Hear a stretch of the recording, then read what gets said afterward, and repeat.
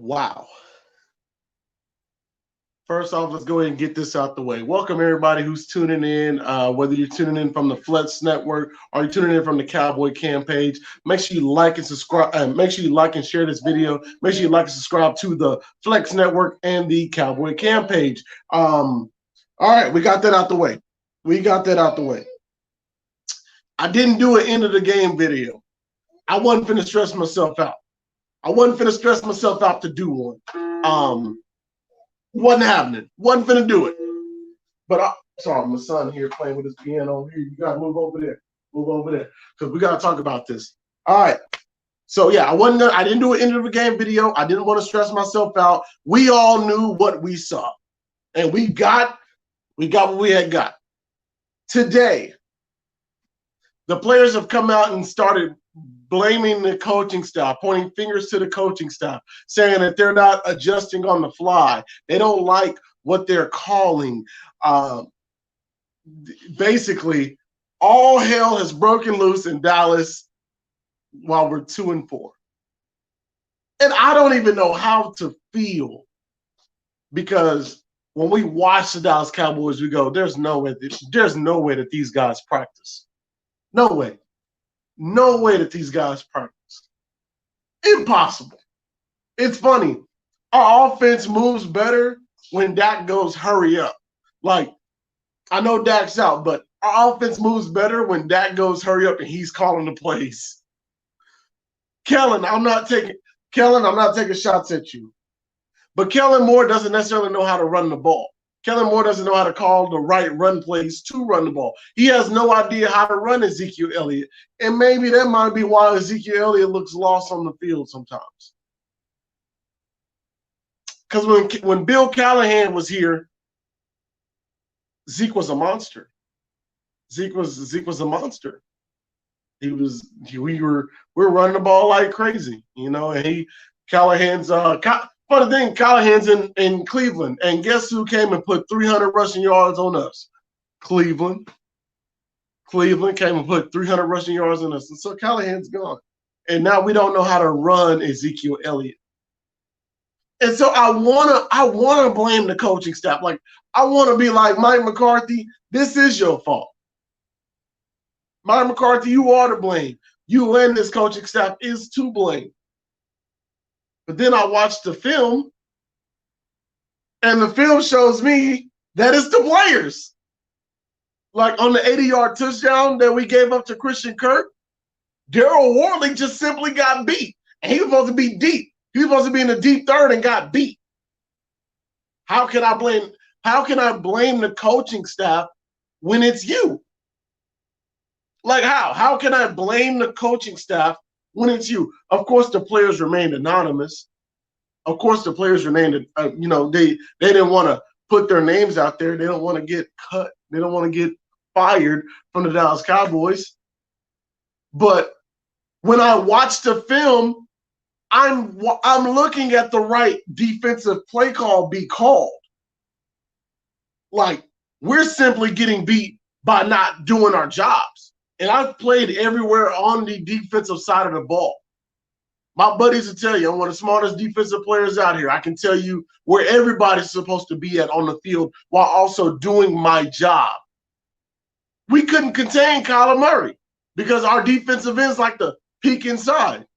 And anybody who's played defensive end knows if you got outside contain, you cannot afford to peek inside, because the moment you peek inside, you lose contain, and that guy is gone. And that's what Kyler Murray did all last night. All of his runs were up, break, contain, I'm gone. Break, contain, I'm gone. I think he had one run up the middle. But most of his runs were outside, break and contain. Players not doing their jobs. Like, I want to be on y'all's side, but I can't, because everyone's like, I know Mike Nolan is a terrible defensive coordinator, but we're not getting beat on terrible defensive bad calls. We're getting beat on plays where a defensive player is supposed to be at and he's not there. Like, it's clear as day that there's some kind of miscommunication somewhere out there on the field. And so now the players are speaking out. You know, they're not happy. They're the coaching staff can't adjust. I don't know. I think I'm leaning towards blaming these players. Man, Dak Prescott covers up a lot of ugliness to this football team, though. Am I right? Am I right? Dak Prescott's been gone a week, basically one game, and all hell's broken loose. All hell's broken loose. All hell's broken loose. Like, it's insane. Dak Prescott gone for one week, one game, 1 week. Everyone's blaming everybody. Everyone's pointing fingers here and there. But I'm gonna keep it real with y'all. I'm watching the players. It's the players. I don't know if I can place the blame on the coaching staff. I don't know if I can do it because I'm watching the players. We're watching them. And it's just simply them not doing their job. Chris, what's going on with you, Chris? So damn sad.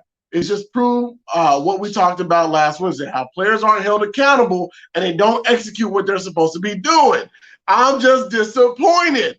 I'm extremely disappointed. Like, I can't blame the coaching staff if Ezekiel Elliott puts the ball on the ground.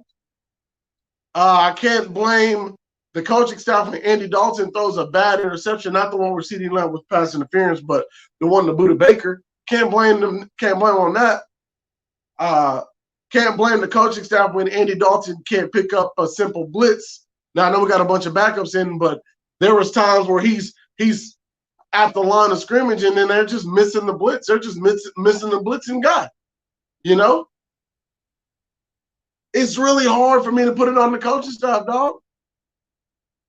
But Mike McCarthy, I got to call you out as well, though. This bad reputation has followed you from Green Bay to here in Dallas. The players are kind of saying, well, in Green Bay, it was really just Mike McCarthy, Aaron Rodgers feuding, clashing.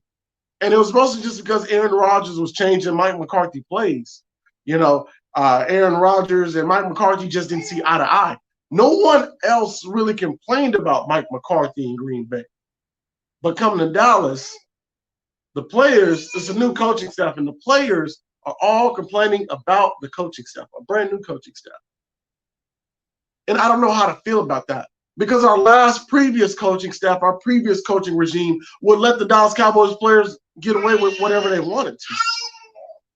You know, like Chris said, we didn't hold players accountable with our previous coaching staff. This is what we got from Jason Garrett. This is what we got. Now, Mike McCarthy also looks checked out of games. Like, it was kind of nice to see him fired up about the PI call. Like, he was fired up about CeeDee Lamb not getting his pass interference call. And then Jordan Lewis got called for a pass interference on a non-catchable ball, really. And Mike McCarthy showed some rage and was fired up about that. It was kind of nice to see that. I don't know what's going on up there in Frisco at the Star at practice. I have no clue. No idea. No idea. Man, at least when we practiced before COVID hit, when we practiced in Oxnard, you know, I could watch practice film. Dissect all that, give you guys the rundown of what was going on in practice, what you want to, you know, things to see and things to look for. But we don't have that right now. This whole COVID thing has messed everything up. So I have no idea what's going on. What you screaming at, Daddy? I have no idea what's going on at that Cowboys facility. But one thing I can say is you cannot tell me that Dak Prescott is not a $40 million quarterback, because this is what a $40 million quarterback hides. The ugliness to a football team. The ugliness. I'm going to bring up the Houston Texans here real quick. Just one brief example. They fired their head coach. And I think the Texans are 1-1 without Bill O'Brien. Playing damn good football. They got into a shootout with the Titans, you know, a physical game with the Titans. And then I think they beat the Jags last week. Yeah, I think they beat the Jags. They took care of the Jags, you know. It wasn't even close. Took care of the Jags and then got into a physical divisional game with the Titans without their head coach. And it's just thanks to Deshaun Watson. A franchise quarterback hides the ugliness to a team. You wouldn't even know the Houston Texans weren't playing, just fired their head coach. Their record's bad, but their play without the head coach isn't bad. They're playing inspired football. And it's thanks to Deshaun Watson. That's what a franchise quarterback does. So a lot of y'all telling me Dak Prescott's not worth the $40 million, or we could just stick anybody in this offense. Bunch of malarkey. A bunch of malarkey. Because 1 week without Dak Prescott, and we're hearing complaints about the coaching staff, the players pointing fingers. That didn't happen when Dak Prescott was at the helm, because Dak took all responsibilities. Dak took all the blame. If a team lost, that, hey, it's my fault. I got to put that on me. Even though when we knew it wasn't even Dak's fault. We knew it wasn't even Dak's fault. Dak still took the blame. But now he's gone, and the ugliness, the foundation of the Dallas Cowboys, we're starting to see is bad. Jerry Jones. It's on you, buddy. Last comment here. I guarantee it's a revolt with Dak out because they aren't supporting Dalton. It's players I've been seeing it since camp started. Their rep is terrible. Yeah. You hit it. Hey, you hit it right on the money, Chris. You hit it right on the money. There's no way Andy Dalton should have had to throw the ball 54 times. There's no reason that Ezekiel Elliott should be taken back into the game after he fumbles the ball 2 times. Give me the backup. Give me Tony Pollard. I think the blame is equal. Equal. That's my thing. But the bad things I'm seeing from the players, I've been seeing from the players. That's why it makes it so hard for me to be like, yeah, it is the coaching staff. It's hard. It's hard. Most of us on here have played football before. When you got a bad coaching staff, and when it's the players. When there's a guy out there on the field who's not doing his job. And we got a lot of guys on the field who aren't doing their job. Everson Griffin. I made sure I made a personal post about that one. I seen him peek inside. I seen it. Kyler Murray's coming right to you if you just stay outside, but you don't stay outside. You don't do your job. You don't handle your responsibility on the field.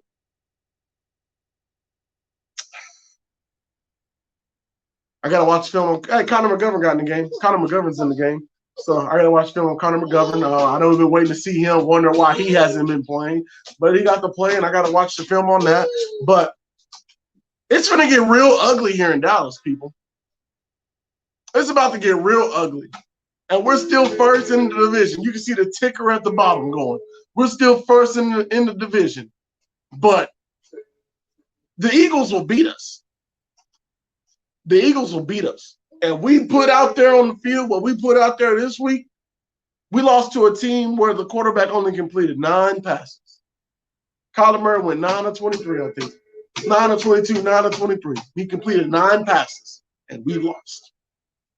We lost that game by a lot. It's going to get real ugly here in Dallas, people.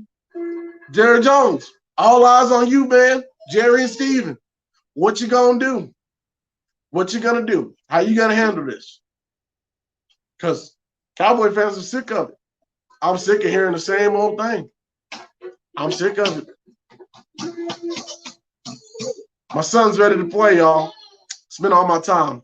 Make sure you like and share this video. Make sure you like, subscribe to the Flex Network and the Cowboy Cam page as well. The wife's also calling, so I definitely got to take that call. Peace.